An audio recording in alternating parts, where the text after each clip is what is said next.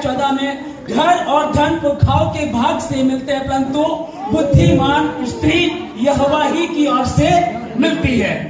इस चीज को जब हम यहाँ वचन को पढ़ते हैं तो बहुत अच्छा हमको लगता है कि बहुत सारी चीजें आपको मिल सकती है कि पापा मम्मा हमारे वो हमारे लिए प्रॉपर्टी छोड़ करके जाते हैं, बहुत नौकरी छोड़ करके जाते हैं, लेकिन जो बुद्धिमान स्त्री है वो यहोवा ही की ओर से मिलती है। और दूसरा वचन 18-22 में लिखा, जिसने स्त्री बिहाली उसने उत्तम पदार्थ पाया और यहोवा का अनुग्रह उस पर हुआ। जिसने स्त्री बेहाली उसके विषय में लिखा है। अब जिस वचन को हम लोग यहाँ पढ़ रहे हैं, अभी बाती साहब ने हमारे बताया कि कैसे परमेश्वर ने सारी चीजों को बना करके जब आदम को बनाया तो आदम के पास उन पशुओं को लेकर के आया और ला करके देखा कि देखिए वो किसका क्या नाम रखता है, और जो जो नाम उसने रखा वही उसका नाम हो गया। तब उसने चीज को देखा कि उससे कोई भी पशु मैच नहीं खा रहा है। तब परमेश्वर ने उसके लिए क्या किया कि ठीक है, उसको गहरी नींद में डाल करके और उस एक स्त्री बनाई और उसकी पसली निकाल करके उसमें डाल दी। इस प्रकार से पत्नी को बनाया गया। कई बार हम सुनते हैं कि स्त्री पैरों की, औरत पैरों की जूती है, दूसरी जगह हम लोग सुनते हैं, लेकिन बाइबल के सिद्धांत को हम देखते हैं कि परमेश्वर चाहता तो यहाँ की हड्डी ले सकता था, यहाँ की ले सकता था, या फिर यहाँ की होती तो पत्नी सर पर बैठ जाती, यहाँ की होती तो शक्ति हो जाता, पैरों की जूती है। लेकिन परमेश्वर ने अर्धांगिनी बनाई, लाइफ पार्टनर, और उसने कहा कि मैं सहायक बनाऊंगा। उसको सहायक बना करके आगे रखा गया। अभी जैसे दोनों पति पत्नी एक हो गए हैं, जैसे हम देखते हैं कि ऊपर आसमान पे शैतान ने कहा कि मैं परमेश्वर से ऊंचा सिंहासन बनाऊंगा, ऊपर तो उसकी नहीं चली, उसको ऊपर से नीचे फेंक दिया गया। अब आगे हम उसको थोड़ा सा समझते हैं। जब वो जमीन पर आया तो सबसे पहले उसने हवा को बहकाने की कोशिश की, और इसीलिए हम देखते हैं कि स्त्री को निर्बल पात्र कहा जाता है। स्त्री को निर्बल पात्र कहा जाता है कि हवा तो बहकाई गई, परंतु आदम बहकाया ना गया। इसको समझिएगा। अब फिर हम क्या करें कि जो सिद्ध स्त्री और सिद्ध पुरुष थे, जो वो बहकावे में आ गए, वो गिर गए, तो मेरी और आपकी औकात क्या है? हमें अभी थोड़ा सा सब जानते हैं कि पहले भाई का परिवार टूटा, परिवार टूटने के बाद फिर परमेश्वर ने प्रार्थना को सुना, परमेश्वर ने उनके लिए एक अच्छा जीवन साथी दिया। कारण क्या है? जब तुम प्रार्थना में रहते हो, खुदा से मांगते हो, उस ऐसे इसको हम समझ रहे हैं जिस बात को, तो परमेश्वर ने उन दोनों को आशीष दी।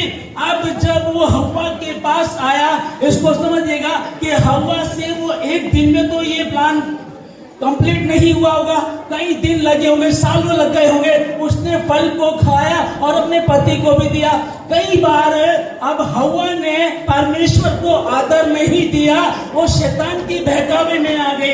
अब उसके पति आदम को देखते हैं, आदम को भी परमेश्वर की चिंता नहीं रही और उसने भी उस फल को खा लिया। इस प्रकार से पाप जगत में आया, और पाप जगत में आने के बाद हम लोग उत्पत्ति 3:15 में पढ़ते, पहली भविष्यवाणी जहाँ हुई, अब भविष्यवाणी हुई उसी विषय में कि अभी हम देखें कि हव्वा भी बहकाई गई, आदम भी बहकाया गया। पौलुस लिखता है कि पति मैं करना नहीं चाहता, मुझसे हो जाती है, बुरा काम मैं करना नहीं चाहता, मुझसे हो जाता है, अच्छा मैं करना चाहता, मुझसे होता नहीं है, तो इसका करने वाला मैं नहीं, शैतान हो गया। हम लोग इस वचन को लेकर के बहाने बनाते हैं और कहते हैं कि नहीं ये तो हो गया, मेरी पत्नी ठीक नहीं थी, मेरा पति ठीक नहीं था, और बाइबल बताती सावधानी घटी, दुर्घटना घटी। पहला कुरिन्थियों 7:5 में लिखा है कि तुम एक दूसरे से अलग ना रहो। पति और पत्नी के लिए लिखा है कि तुम एक दूसरे से अलग ना रहो, पर आपस की सम्मति से कुछ समय के लिए अलग रहो, ताकि प्रार्थना के लिए अवकाश मिले और फिर एक साथ हो जाओ प्रार्थना के लिए। दूसरा वचन पहला कुरिन्थियों 7:14 में लिखा है कि यदि पत्नी अविश्वासी और पति विश्वासी है तो पत्नी की प्रार्थना के द्वारा पति का उद्धार हो जाएगा। पति विश्वासी है, पत्नी अविश्वासी है तो पति का उद्धार हो जाएगा। दोनों के लिए लिखा हुआ यहाँ। हम इसको समझे, इसकी गहराई क्या बताती है कि परमेश्वर ने आदम हव्वा को जोड़ा और कहा कि वो दो नहीं पा रहे, एक है, उनको कोई अलग ना करे। इसके विषय में भाई डीपी हमारे और सिस्टर विनीता है, परमेश्वर ने इनको जोड़ा।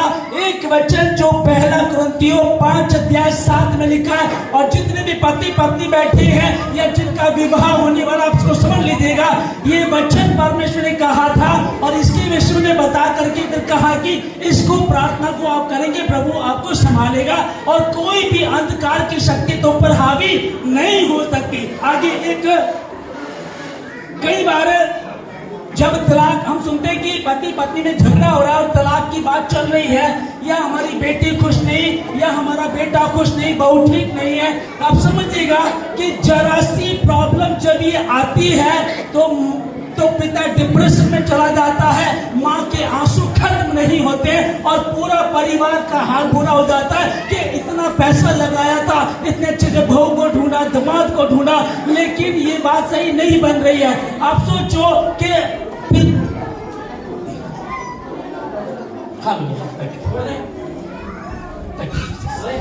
जैसे कि जरा सी बात आई कि हमारी बेटी खुश नहीं है या हमारा बेटा खुश नहीं है, पूरा परिवार दुखी हो जाता है। ये संसारिक पिता माता भाई बहन है जो परेशान हो जाते हैं। सोचो अगर तुम्हारे साथ ऐसी कोई घटना घटती है तो आसमान का खुदा मेरा और आपका परमेश्वर, क्या उसे नींद आती होगी?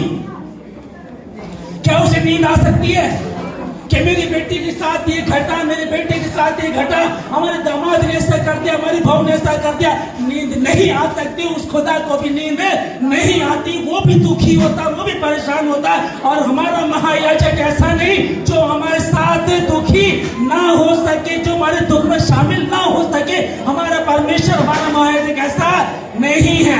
तो परमेश्वर का धन्यवाद देते सारी बातों के लिए, और परमेश्वर इस जोड़े को आशीष दे और हमारे बेटे एरन को भी प्रभु आशीष दे।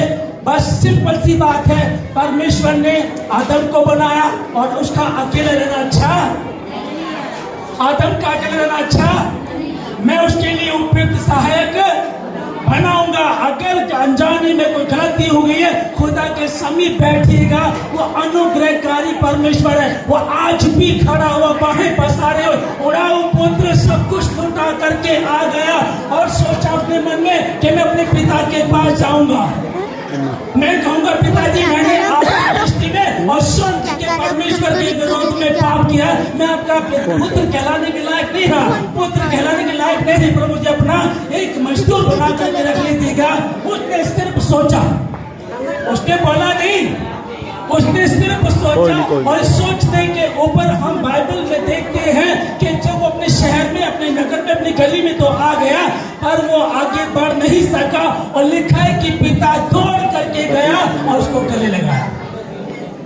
वही प्रभु ये सब परिश्रम करने वाले और बहुत से तभी लोगों मेरे पास आने तुम्हें विश्राम दूंगा। आदि में वचन था, वचन परमेश्वर के साथ था और वचन ही परमेश्वर था। वो खुदा दुनिया में आया और वो तोड़ने नहीं जोड़ने आया है, वो प्यार करने आया।